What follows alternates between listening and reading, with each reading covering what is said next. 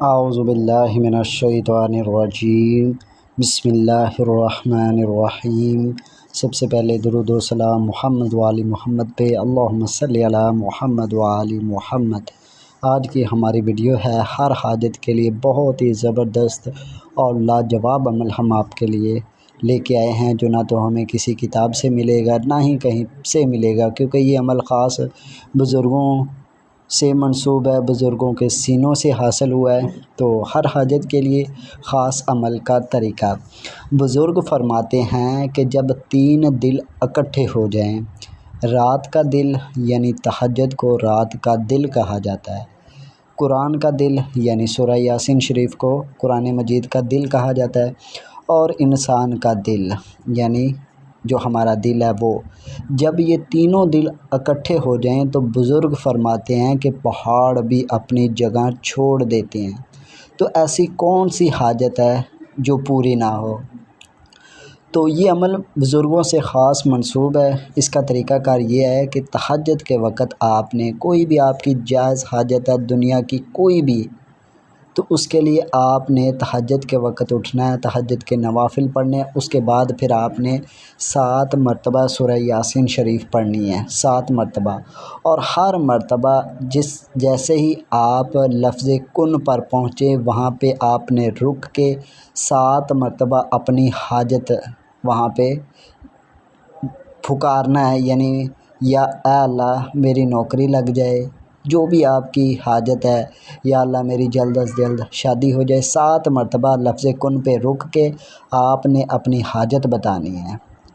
کہ یا اللہ میرا فلاں مسئلہ حل ہو جائے، فلاں مسئلہ حل ہو جائے۔ تو 7 مرتبہ آپ نے اپنا مسئلہ بتا کے پھر آگے سورہ یاسین شریف ختم کر لینی۔ اسی طرح دوبارہ پھر آپ نے سورہ یاسین شریف پڑھنی ہے اور لفظ کن پہ رک کے 7 مرتبہ اپنی حاجت بتانی اور پھر آگے مکمل کر دینی ہے۔ اسی طرح تیسری مرتبہ، پھر چوتھی مرتبہ، پھر 5ویں مرتبہ، پھر 6ٹھی مرتبہ اور پھر 7ویں مرتبہ۔ یہ 7 مرتبہ آپ نے سورہ یاسین شریف پڑھنی ہے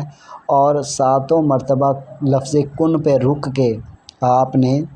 اپنی حاجت اللہ تعالیٰ کے حضور پیش کرنی ہے۔ اس کے بعد 7 مرتبہ سورہ یاسین شریف پڑھی گئی، پڑھنے کے بعد آپ نے اپنے مقصد کے لیے دعا کر کوشش کریں اور آپ کسی بھی نوچندی جمعرات کو شروع کرنا ہے۔ نوچندی جمعرات اسے کہتے ہیں کہ جب چاند نیا نکلے تو جو بدھ کی رات ہوگی وہ جمعرات کی رات کہلائے گی، پہلی جو بدھ کی رات ہوگی، کیونکہ اس وقت روحانیت بہت تیز ہوتی ہے، جو بھی خیر کے کام ہوتے ہیں، برکت کے، خیر کے، حاجات کے لیے، محبت کے لیے، اللہ تعالیٰ کے قرب کے لیے، وہ سارے اعمال چاند کے شروع دنوں میں ہی کیے جاتے ہیں۔ اگر ہم وظائف میں جو وظائف کے جو چیزیں وظائف ریکمینڈ کرتے ہیں، اگر ہم ان چیزوں کو فالو کریں گے تو ہمارے جو کامیابی کے اثرات ہیں نا وہ بڑھ جائیں گے۔ مثال کے طور پہ وظیفے کو اگر ہم نوچندی جمعرات شروع کریں گے تو وظیفہ ہمارا جو کامیابی کے چانس ہیں وہ بڑھ جائیں گے۔ اس کے بعد دوسری جو چیز ہے، اگر ہم وظیفے میں وقت کی پابندی کریں گے تو سمجھ لیں کہ ہماری کامیابی کے چانسز اور زیادہ بڑھ جائیں گے۔ یعنی آج ہم 3 بجے رات تہجد کے وقت اٹھ کے ہم نے عمل کیا تو 7 دن اگر ہم 3 بجے رات اٹھ کے عمل کریں گے تو ہماری کامیابی کے چانسز 100% بڑھ جائیں گے۔ تیسرے نمبر پہ اگر آپ اپنے وظیفے کے ساتھ ساتھ تھوڑا سا تقوی اختیار کریں، پرہیزگاری اختیار کریں، حلال رزق کھائیں، اپنے آپ کو گناہوں سے روکے رکھیں، تو پھر بھی آپ کا تقوی بڑھے گا، آپ کے اندر روحانیت آئے گی، آپ کی زبان میں تاثیر پیدا ہو جائے گی، آپ سیف زبان ہو جائیں گے، یعنی آپ مستجاب الدعوات ہو جائیں گے۔ پھر آپ جو بھی وظائف پڑھیں یا جو بھی اللہ تعالیٰ سے دعا کسی بھی مقصد کے لیے کریں تو اللہ تعالیٰ وہ آپ کی حاجات پوری فرمائیں گے۔ تو یہ خاص عمل بزرگوں سے منسوب تھا، تو جو میں نے آپ کو بتایا ان میں 3 چیزیں مین ضروری ہے۔ قرآن مجید کا دل جو ہے سورہ یاسین شریف آپ نے پڑھنی ہے، تہجد یعنی رات کا دل، اور انسان کا دل۔ انسان کے دل سے مراد یہ ہے کہ آپ کا دل اپنے مقصد کی جانب اللہ تعالیٰ کے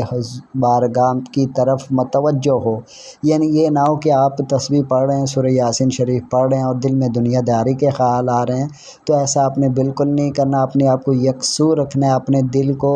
اور اپنے دماغ کو، اپنی تمام تر توجہات کو عمل کی جانب متوجہ رکھنا ہے، تو اس سے آپ کے عمل میں کامیابی کے چانسز بہت زیادہ زیادہ ہو جائیں گے، کیونکہ دل یہ کہتے ہیں کہ اللہ تعالیٰ کا گھر ہے۔ اگر ہمارا دل یکسو ہوگا، دل پاک صاف ہوگا، اللہ تعالیٰ کی طرف متوجہ رہے گا، تو ہمارا عمل جلد از جلد کامیاب ہو جائے گا۔ تو یہ تھی ہماری آج کی ویڈیو، ملتے ہیں کسی اور ویڈیو میں، تب تک کے لیے اللہ حافظ، فی امان اللہ، وآخر دعوانا الحمد للہ رب العالمین، بحق محمد و آل محمد۔